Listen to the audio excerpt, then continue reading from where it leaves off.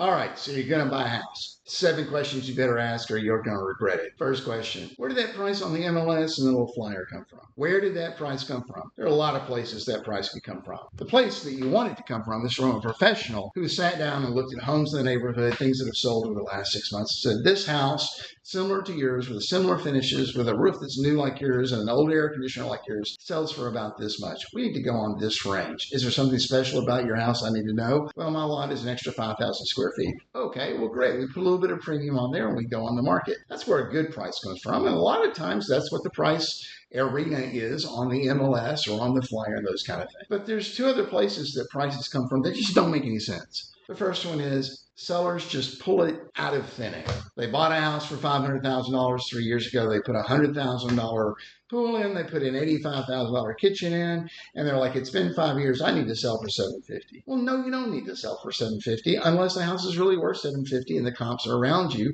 come from it. So how does that $750,000 really shouldn't sell for that price end up there? Because this person keeps going to realtors until they find somebody who says, sure, I'll list it for selling $750,000 and we'll see if it sells. But that doesn't mean it's a good price. It just means you've got a realtor who's not doing their job. Don't count on Zillow. Because you know what? All they do is drop a pin and take an average of every house in the neighborhood, big, little, small, different, whatever. Another place that prices come from sometimes is tax records. And I don't know what it's like in your area, but here in Texas and here in Houston where I live, what's on the tax record for value may not be very accurate. Because here, if it's your primary house, the value of your house can go up 20%, but when it comes to tax you, they're only allowed to raise your value that they tax you on 10%. So if you live there 7 or 8 years and the price of your house has gone up, and they've only raised your tax value 6%, 8%, when the house has been going up 12, 16, and 18, after 5 years, it can be quite a difference. All right, so you're going to buy a house. Don't count on Zillow. Don't count on tax records. Don't count on somebody pulling out their air. Ask the question, where did this price come from? And usually that question should be asked to a good realtor who can show you all the numbers of exactly what's going on in the neighborhood so you can understand why you should pay the MLS price. Maybe you should pay a little bit more. Maybe you should pay a little bit less. Why it's a bargain of the year or why it's not the bargain of the year. Another thing that you want to ask is, what's the history of this house? If the house is 20 years old, how many times have people moved? If there's been 6 moves in the last 20 years, probably something wrong with the house. Maybe the floor plan looks like it works, but it doesn't. Maybe somebody drives into the living room every 4 years because it's on a corner. Maybe the fact is that it's exactly where the neighbor next door has a dog that barks all the time. The dog has been barking forever, and they never clean up with it. And after 3 years, everybody is sick. So you want to ask the question of what's the history of the house? Look at the sales history. You also want to ask what's the history of the price? Because they bought that house 5 years ago for $200,000 and now it's worth $1 million. How did that happen? Don't assume just because they listed it that, and even if the numbers get there, how did it happen? Did they do addition? Was there something new about the area that came in? Did they totally redo the house? Those kind of things. The other part that you want to ask about the history is, okay, it's been on the market for a while. Tell me this. What's the history? Has it been on the market and gone under contract? Listen to me. Has it been on the market and while it's been on the market, gone under contract and then come back on the market? You want to know that question because I don't know what it's like where you live, but here we have an inspection period, an option period is really what it's called. You pay a few $100s, and then the first 7 or 10 days, you have the right to walk away, no matter what. But that's usually when people get a professional inspector to come in and take a look. And they say, here's a list of things I want. I either want this much money back or I want this fixed. And they negotiate it. And most of the times that can be negotiated out because if the flashing on the roof needs work, person selling it doesn't know it, but then they see the $1,100 bill and they're like, yeah, I'll give you $1,100 or I'll have it fixed. Sometimes it doesn't work out because people aren't reasonable and can't get along and somebody wants a brand new roof when there's no reason for a brand new roof. But the other reason it falls out sometimes is that there's too much to be done and the seller really doesn't want to do it and they can't come to a deal because they're the ones that don't want to fix their house or give up any money. Usually there's an inspection report that's gone with this. When a seller gets a contract and it goes under option and then it falls out, there's almost always an inspection report from where the buyer said, here's the problems with the house. Here's the biggest one. Next question, do you have a copy of the inspection reports? They should. Let me put it this way. They should have. If this house has gone under contract before, during this time, or even the last 4 years, or even when the people who are selling it, they're selling it within the first 4 years, there's got to be an inspection report. They should share it with you. Here in Texas, it's the law. You want to see that inspection report. You want to know what was called out. You want to know what was addressed. And you want to know who was the crazy one that couldn't make the deal work. Another thing that you want to ask, and it's kind of related to where did this price come from, is will it appraise? Will it appraise? You know, a house may be worth in comps 500,000, but you love it so much that you're willing to pay 525, and that can be okay because you're going to stay there for 15 years and you're willing to spend a little bit more, 5% more, to get the house that you want because you've been looking for 3 years. But the problem is going to be, will it appraise? Because the bank is going to come and look at it and say, I'm willing to loan you 90%. 80% of whatever it appraises for. Well, if it doesn't appraise for 525, you've got to bring more money to the table. And that may be okay.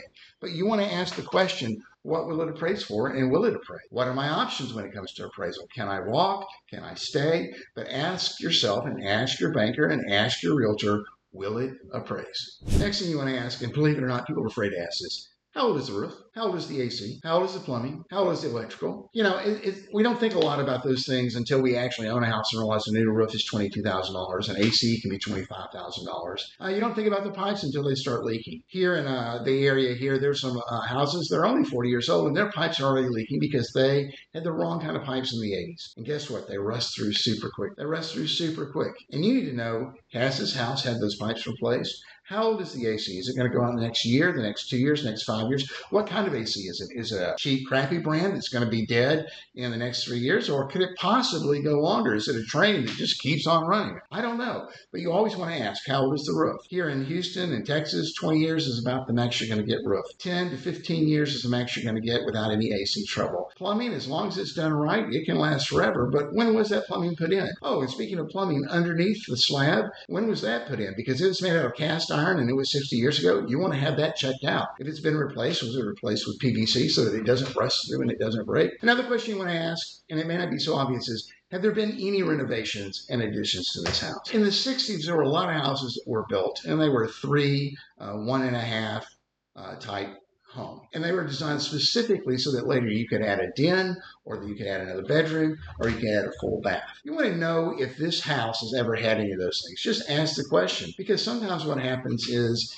the renovation was done wrong, and it's been covered over with paint, and nobody knows it till a year from now when things start separating. So the question is going to be is, does a current owner know about anything about a renovation or any major changes that happened? Or how about this? Was there a fire? Yeah, I've seen it. Had a friend that they ended up working with somebody in the house.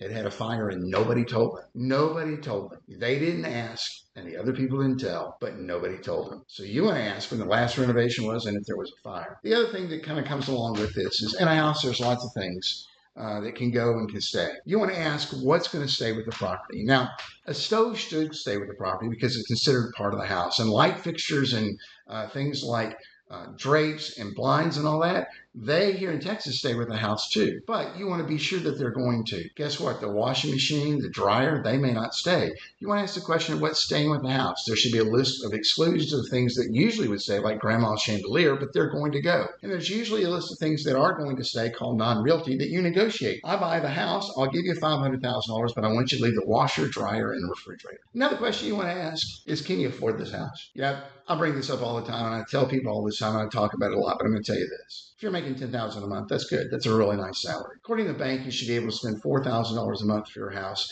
and up to $5,000 or $5,200 a month on paying all your debt, including your house. I'm going to tell you, you probably can't afford $4,000 a month if you're making $10,000 a month. You know why?